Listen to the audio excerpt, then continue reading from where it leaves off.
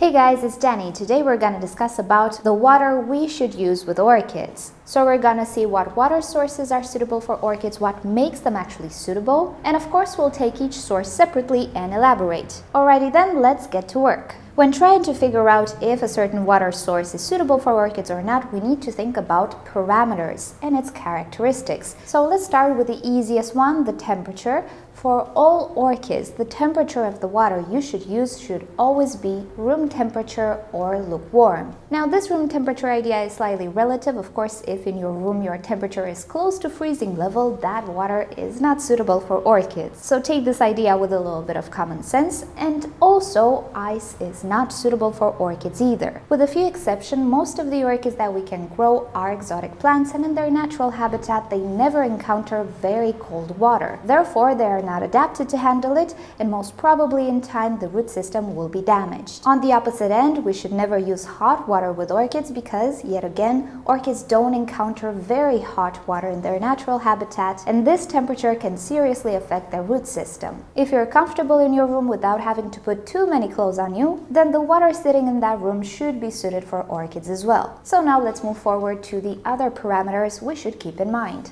Okay, so one of the most important parameters we should keep in mind is the hardness of the water we are using. That means the total amount of dissolved salts in that water. Now, the quantity of salts can be expressed in various different ways. A very popular way to express it is by using parts per million. Now, we can actually measure the hardness of water. There are devices on the market, such as this TDS meter, which measure the total amount of suds within a quantity of water. And we're gonna see how this works later on in the video when I'm gonna test a few water sources. But the bottom line is that for orchids, it is better to have a softer water rather than hard water. So the amount of dissolved solids should be as less as possible. Now, the general classification for soft, medium soft, or hard water usually takes into account this value of total dissolved salts. A water source with 0 to 100 parts per million total dissolved salts is considered soft water. A water source that measures between 100 and 200, let's say, parts per million total dissolved salts is considered medium soft or medium hard, and everything above 200 parts per million is considered hard water. Now, you will probably find a little bit of variation within these ranges, but not a whole lot. Bottom line is everything above 200 parts per million total dissolved salts is considered hard water. With a few exceptions, orchids in general prefer softer water. Too hard water can have bad effects on the root system. They can start to damage the root tips, and not only the velamen overall create quite a lot of problems to the root system. Another parameter that we should take into account is the pH of the water. The pH value tells us if the water we use is acidic, neutral, or alkaline. Water with a pH lower than 7 is considered acidic. The lower it goes, the more acidic it is. A water with a pH of 7 is considered neutral, while the water with higher pH than 7 is considered alkaline. The pH can also be measured by instruments, and here I have a little device. This is called a pH meter. And by the way, both of these devices are easily findable on eBay or Amazon. They're quite cheap. They're not the most precise things in the world, but this is not an exact science. We just want a general idea about the quality of the water we use, not very exact measures. Okay, so generally, orchids prefer a slightly acidic water. A water source with a pH range from 5 to even 7 is considered suitable. Now, in cultivation, we do use slightly alkaline water as well. Usually, water sources with a pH up to 7.5 can still be suitable, because with the addition of fertilizer, usually pH drops, and it can actually drop to a more ideal limit. Now, why is pH important for orchids? Well, the value of pH can influence how nutrients are utilized, absorbed by orchids. In very high pH ranges, an orchid cannot absorb certain nutrients, and this can lead to all sorts of deficiencies. So from the point of view of pH, it is better to use a water with a neutral pH or slightly acidic pH. Water with a pH above 7.5 is generally not ideal, and the more we go up on the pH scale, the more it becomes unusable. So these were the main parameters we are interested to know when deciding if a certain water source is suitable for orchids or not. But of course, we need to take into account if the water source has impurities or pollutants. The water we are using should be as clean as possible and should have very low, if not zero, amounts of ammonia and nitrates. Also, we should have no heavy metals, of course no pollutants or other additives that can potentially harm orchids. The cleaner the water is from these pollutants or added substances, the better. Okay, so now that we know the general idea of what we're looking for in our water, let's take each main and most common water source available that people usually use with orchids. And the number one source is, of course, tap water. Now, most probably you will find sources which state that tap water should never be used with orchids, while other sources are a little bit more open to the idea of tap water.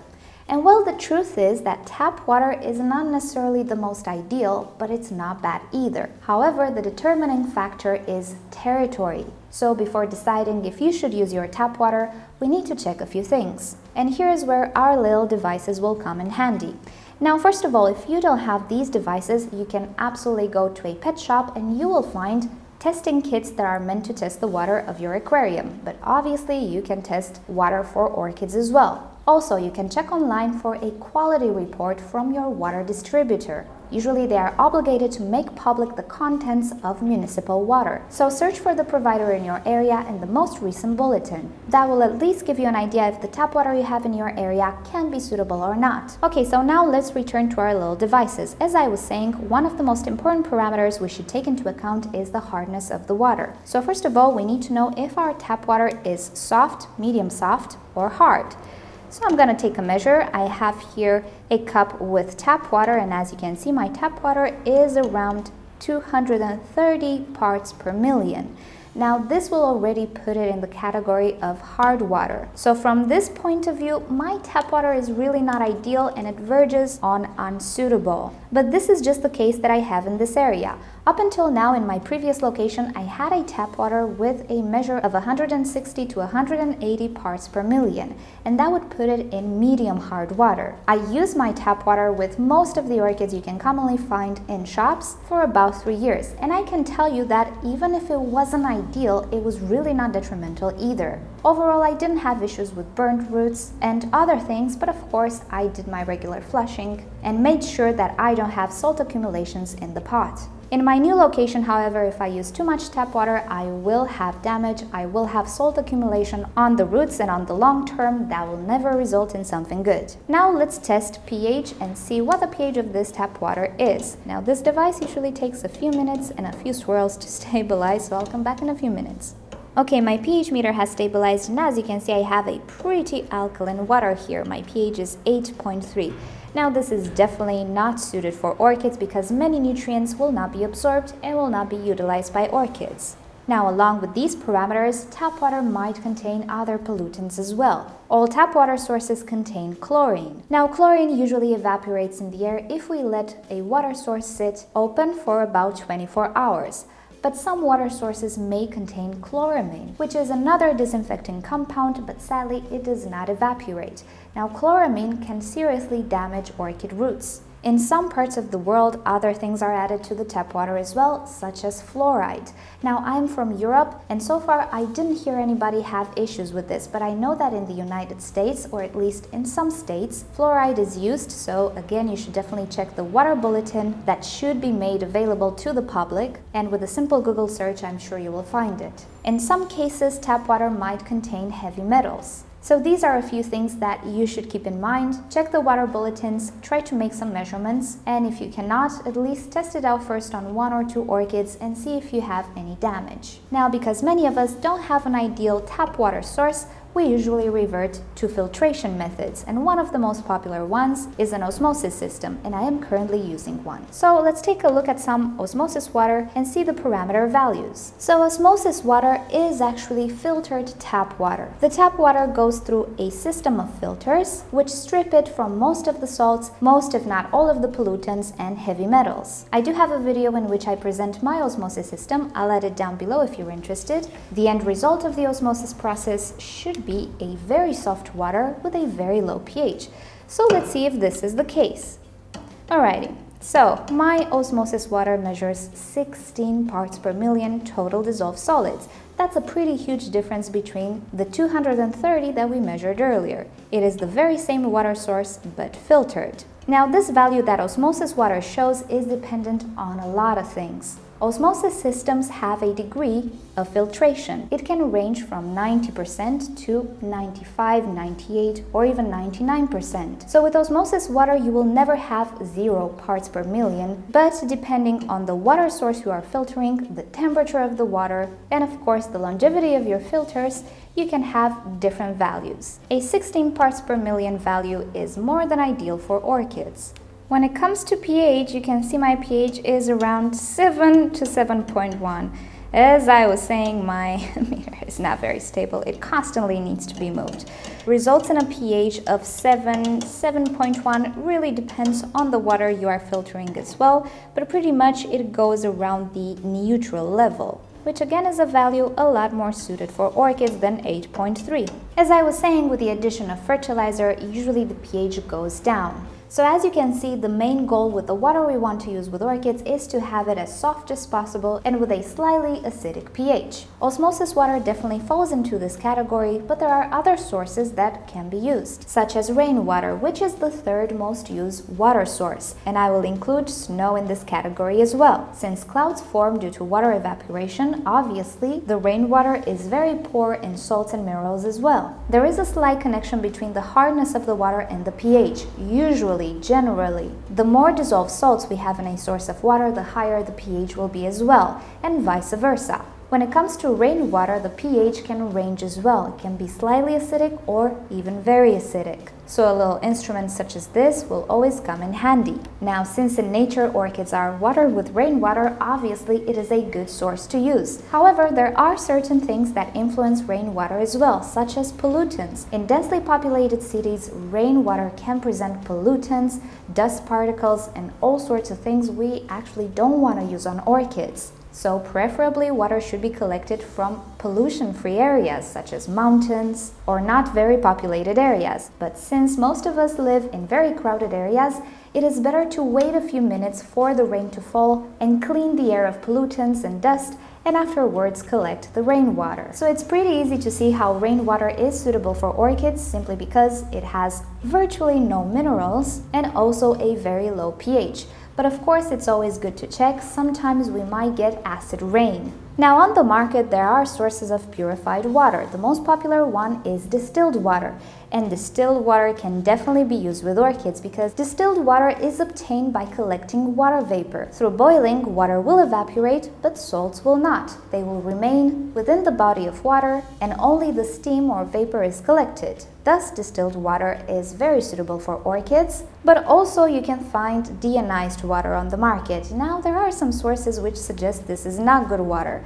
I had a chance to use it quite a lot with other plants, carnivorous plants, and with some orchids. I didn't see any damage really. It's just the fact that the process is different. Water is purified through a chemical process. And since I'm not a chemist, I will not go ahead and say this is perfectly good for orchids. I'm just gonna say that in my experience, I did not see any damage. But I guess if you have the opportunity to choose between deionized water and actually distilled water, I would go for distilled water, just in case. Speaking about water we can purchase, we can also find bottled water. Now this is a little bit tricky and I think it depends on the territory. For example, in my older location and in the current one, the bottled water on the market is mineral water, and as the name suggests, it does contain minerals, particularly calcium and magnesium. Bottled water should have a label in which the quantity of salts is expressed in a way or another, and also you will find the pH. Obviously, mineral water is not suited. If it verges towards the hard spectrum, definitely it should not be used. Also, if the pH is higher than 7.5, again, it should not be used. So being that this really depends on the territory, on the brand of water, and so on, it may or may not be possible to use bottled water.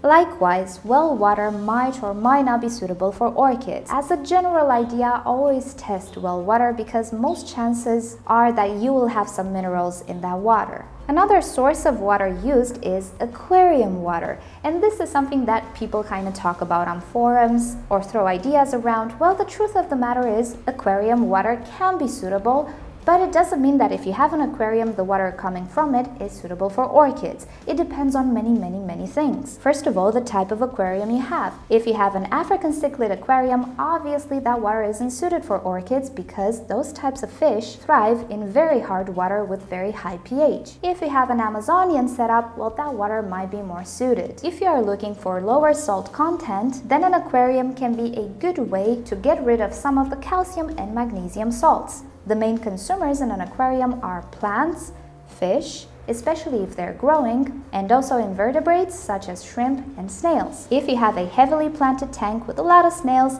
decent amount of fish, and a lot of plants, then the water coming from it might actually be suited. Of course, you would need to test it. But if you have an aquarium with plastic plants, a few big fish, and no invertebrates, well, chances are the water you're actually putting inside is very similar hardness-wise with the one you are extracting from your aquarium. Salts need to go somewhere, they don't just disappear in the air, and you need something in your aquarium to consume it. So it's a pretty elaborate discussion when it comes to this subject. Alrighty guys, so this was a general view on water sources and what type of water is suited for orchids. Hope you enjoyed it. If you did like this video, please give it a thumbs up. If you hated it, give it a thumbs down. Subscribe to my channel for daily orchids and plants videos, and don't forget to turn on notifications so you never miss a video. And with that said, I'll see you all tomorrow. Bye!